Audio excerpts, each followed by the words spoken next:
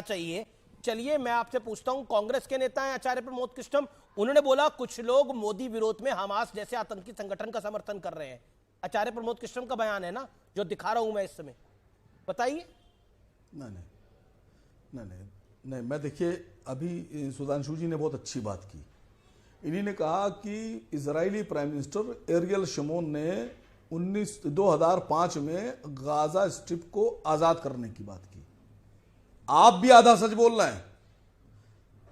Gaza strip, जो Gaza इलाका है, वो मिस्र की भूमि है और 1967 में अवैध तरीके से फोर्सफुली गोला और बारूद लेकर घुसकर आतंकी हमला करके मिस्र की जमीन पर इजराइल ने कब्जा कर लिया था। That was the terrorist activity. वो थी आतंकवाद की घटना। जी जी जी जी, आप दूसरे की जमीन पे घुस जाएंगे। Sharp reply Sudhanshu, sharp reply, then Vivek Srivastava, बाद में एहसान करेंगे आप।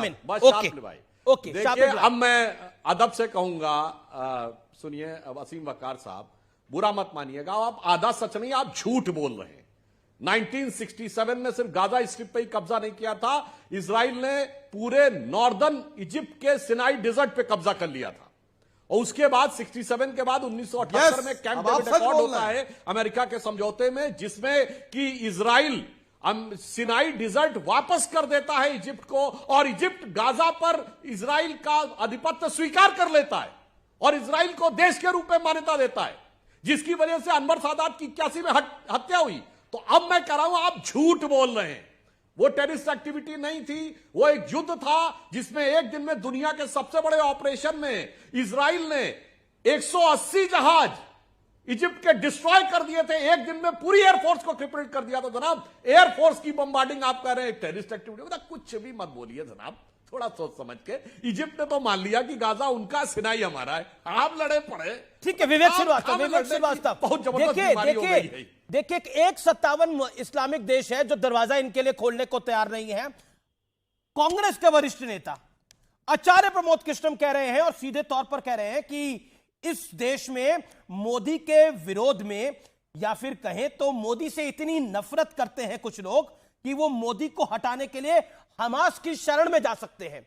और हमने तो देखा है कांग्रेस के कुछ नेता पाकिस्तान के नेताओं की शरण में चले गए थे, कहा था मोदी को हराने के लिए, हटाने के लिए आप लोग साथ आओ।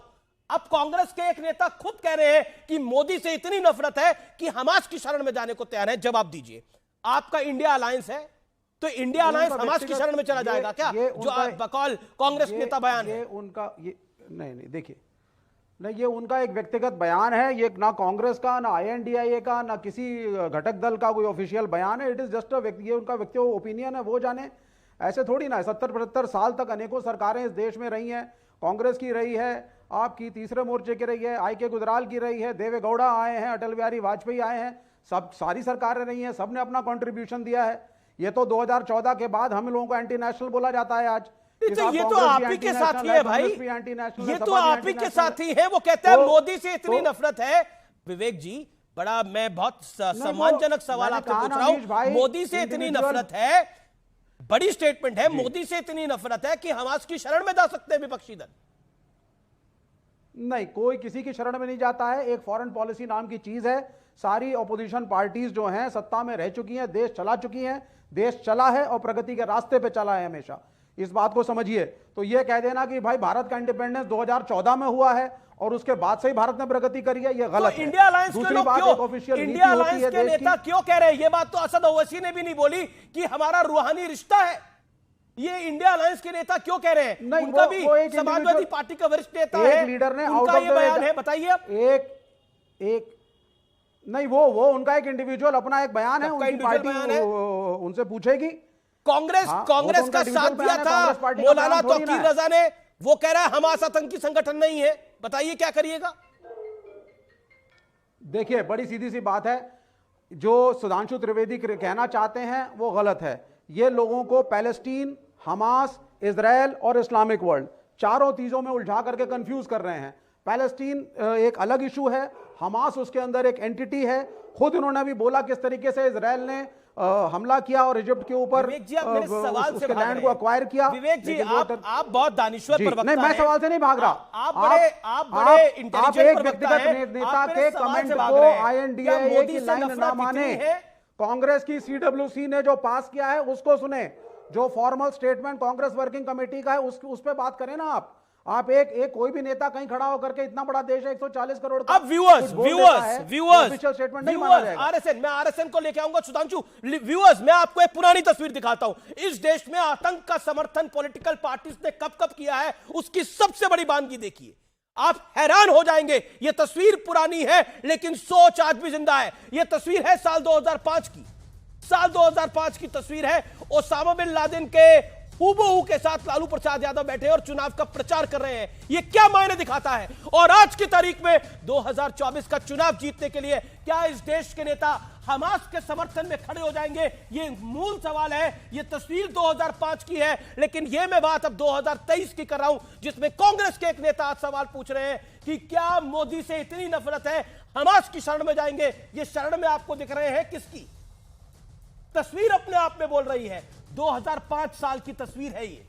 बोलिए, ये बात मैं नहीं कह रहा, ये तस्वीर बोल रही है। 2005 में इलेक्शन कैंपेन के अंदर Lalu Prasad Yadav Osama bin Laden के लुकलाइक के साथ घूम रहे हैं। क्या ओसामा बिन लादेन के नाम पर हिंदुस्तान का मुसलमान क्या वोट करेगा?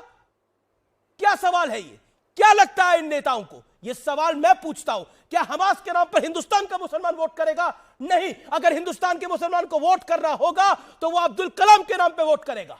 अगर हिंदुस्तान के मुसलमान को वोट करना होगा तो वह अब्दुल हमीद के नाम पे वोट करेगा। सवाल बड़ा सीधा है। आरएसएन सिंह, ये आखिरकार डोमेस्टिक पॉलिटिक्स के अंदर कोई 57 इस्लामिक देश अपना दरवाजा खोलने को तैयार नहीं है, लेकिन हम अपनी पॉलिटिक्स को नीचे गिराने को तैयार है। और ये मैं नहीं कह रहा, कांग्रेस के नेता ने बोला है कि लोग मोदी के इतनी नफरत करते हैं ये हमास की शरण में चले जाएंगे। नहीं, आपने सही कहा। बिहार के दो मुख्यमंत्री पाकिस्तान का दौरा किए। क्या बॉर्डर है आपका पाकिस्तान से, बिहार का? इनसे पूछ लीजिए। नेपाल के तराई के भी शहरों को ये नहीं जानते होंगे अच्छे तरीके से। लेकिन ये माफ कीजिएगा, नेपाल के शहरों को भी अच्छी तरह से नहीं जानते होंगे, तराई के शहरों को। लेकिन पाकिस्तान क्यों जाना? क्योंकि ये समझ लीजिए अमीश जी कि Pakistan is not a territory, Pakistan is an ideology. Pakistan एक विचारधारा है जो कि बिल्कुल भारत के अंदर में ज्वलंत है। और वो इसलिए पाकिस्तान जाते थे। मुझे तो हैरानी थी, पता नहीं वहाँ से क्या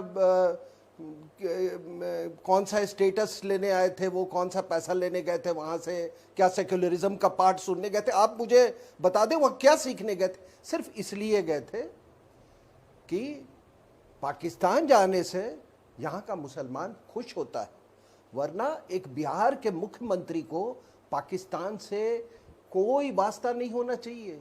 उसका तो बॉर्डर नेपाल से है।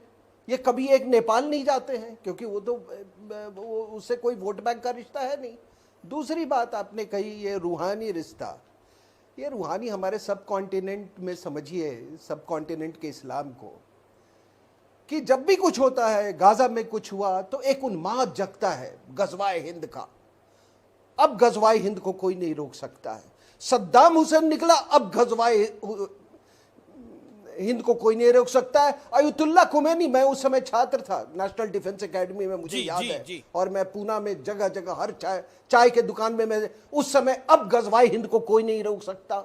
उसके बाद ओसामा बिन लादेन आया, अब गजवाए हिंद को कोई नहीं रोक सकता। अब हमास आया है, हमास आया है, अब ये घोड़ा कहीं नहीं रुकेगा।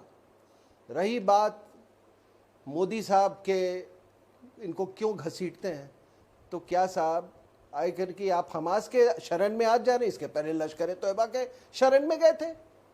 ये मणिशंकर अय्यर जो गए थे पाकिस्तान और वहां जो मदद मांगी थी, उस मदद का क्या उन्हें कोई वित्तीय, did he ask for financial help और diplomatic clout? No, it was a clear message that please help us in eliminating mister Modi.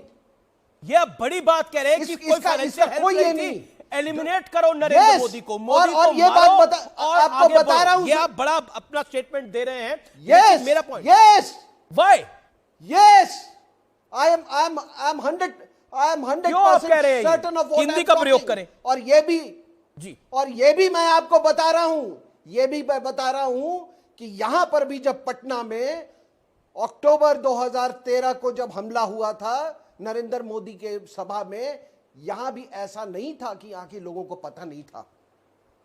You can have another program with me नहीं विवेक, ऑन दिस इशू। ठीक है वो विषय कोई और है। Okay okay, हाफिज loan इंतजार कर रहे हैं। That they knew about this plot.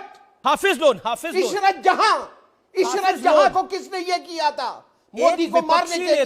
Hindu जो टेरर, मोदी का धुर विरोधी हिंदू है, टेरर उनको आचार्य प्रमोद politically कृष्णम eliminate करने के पॉलिटिकली लिए। नरेंद्र मोदी का विरोधी है,